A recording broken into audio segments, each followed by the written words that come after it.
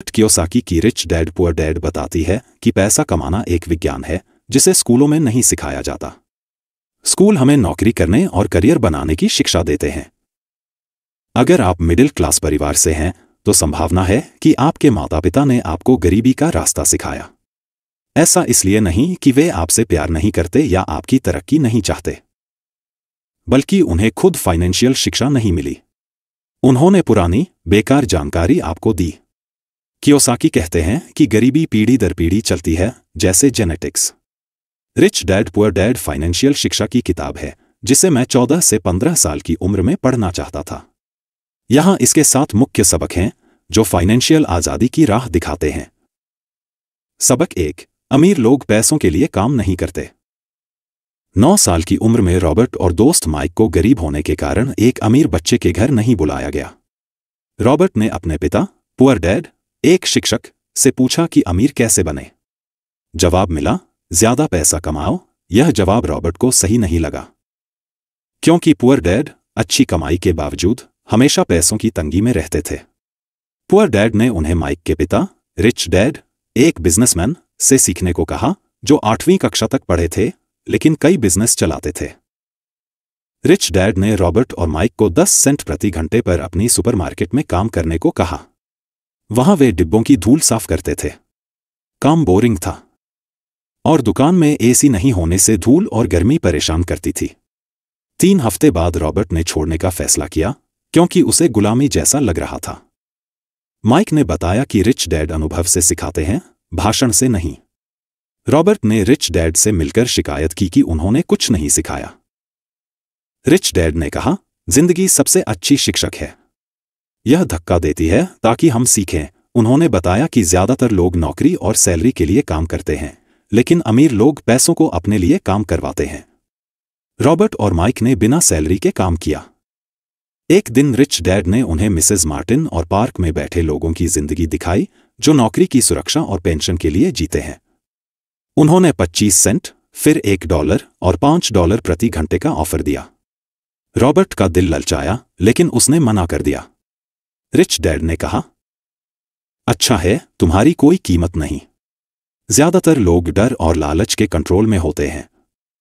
Robert और mic ने एक मौका देखा। उन्होंने पुरानी कॉमिक्स की लाइब्रेरी शुरू की जहां बच्चे 10 सेंट में कई कॉमिक्स पढ़ सकते थे। माइक की बहन को लाइब्रेरियन बनाया और $1 साप्ताहिक सैलरी दी। वे हफ्ते में $9.50 कमाने लगे। 3 महीने बाद लाइब्रेरी बंद हुई, लेकिन वे सीख चुके थे कि पैसे को अपने लिए काम करवाना है।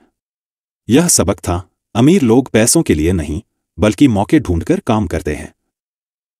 सबक 2, फाइनेंशियल लिटरेसी क्यों सीखें। अमीर बनने के लिए फाइनेंशियल लिटरेसी जरूरी है। रिच डैड ने रॉबर्ट और माइक को एसेट और लायबिलिटी का फर्क समझाया। एसेट वह है जो पैसा लाता है, जैसे किराए का घर। लायबिलिटी वह है जो पैसा लेता है, जैसे लोन या घर का रखरखाव। अमीर बनने का नियम, एसेट्स खरीदो, लायबिलिटीज से बचो।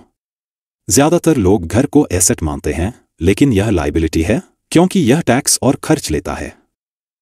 रॉबर्ट कहते हैं, ज्यादा पैसा कमाना समस्याएं हल नहीं करता। फाइनेंशियल शिक्षा जरूरी है। लोग लॉटरी जीतकर या विरासत में पैसा पाकर भी जल्दी खर्च कर देते हैं क्योंकि उन्हें पैसा मैनेज करना नहीं आता। वेल्थ का मतलब है कि आपके एसेट्स का कैश फ्लो आपके खर्चों को कवर करे, भले ही आप काम न करें। अमीर लोग पहले एसेट्स खरीदते हैं जो उनके tampered with their expenses.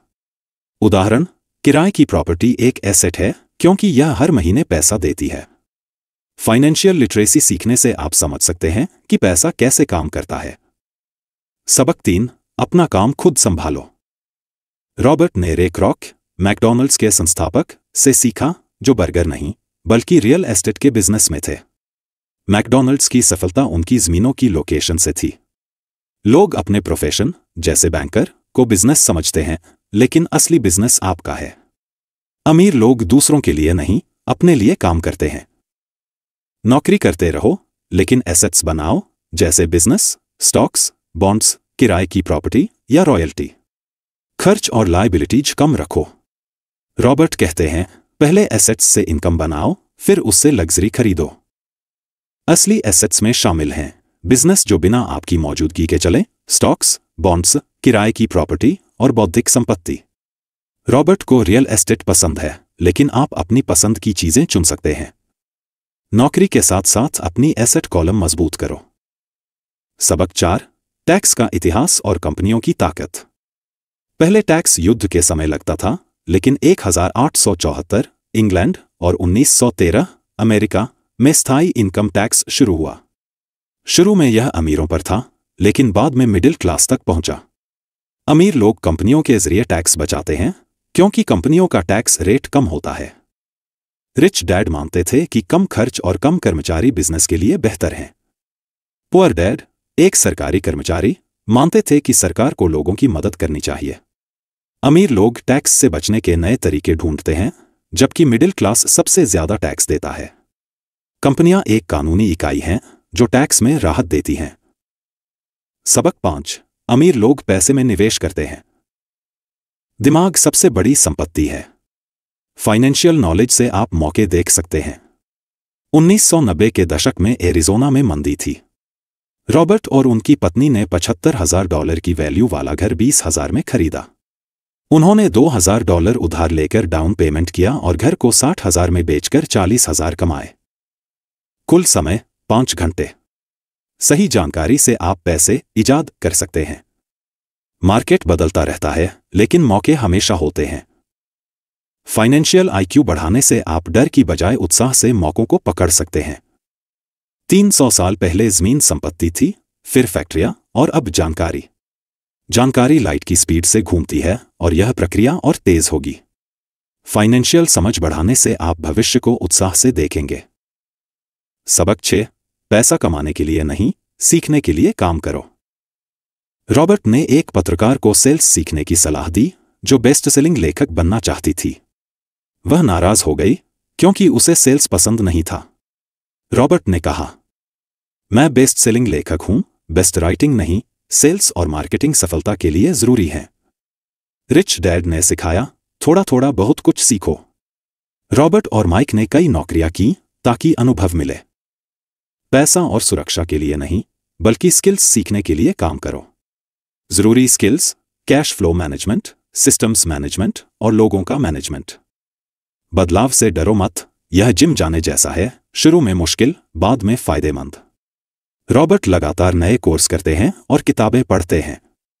Poor dad एक फील्ड में एक्सपर्ट बनना चाहते थे, लेकिन यह उनके लिए अच्छा नहीं रहा। रिच डैड चाहते थे कि बिजनेस के हर हिस्से को समझो। सबक 7, रुकावटों पर काबू पाना। 4 चीजें अमीर बनने में रुकावट हैं: डर, शक, आलस और बुरी आदतें। डर, सभी को पैसा खोने का डर है। रॉबर्ट कहते हैं, मैंने कोई अमीर इंसान नहीं देखा जिसने पैसे नहीं गंवाए। अमीर लोग रिस्क लेते हैं। जीतने की सोच रखो, न हारने की नहीं। शक, नकारात्मक सोच मौके छीन लेती है। रॉबर्ट के दोस्त ने सस्ती प्रॉपर्टी खरीदने का मौका शक के कारण खो दिया। रिच डैड कहते थे, शक करने वाले आलोचना करते हैं, विजेता विश्लेषण करते हैं। आलस, मैं ये अफोर्ड नहीं कर सकता की बजाय मैं इसे कैसे अफोर्ड करूं, सोचो। थोड़ा लालच मोटिवेशन देता है। बुरी आदतें, पुअर डैड दूसरों को पहले पेमेंट करते थे, इसलिए कुछ नहीं बचता था। रिच डैड खुद को पहले पेमेंट करते थे ताकि ज्यादा कमाने की प्रेरणा मिले। सफल आदतें अपनाओ और इमोशंस को कंट्रोल करो। डर और लालच से बचकर दिमाग से फैसले लो। निष्कर्ष, rich dad poor dad financial आजादी के लिए जरूरी सबक देती है। यह किताब आपको पैसों को समझने और अपने लिए काम करवाने की कला सिखाती है। रॉबर्ट कियोसाकी की अन्य किताबों का सारांश हमारी प्लेलिस्ट में देखें। धन्यवाद।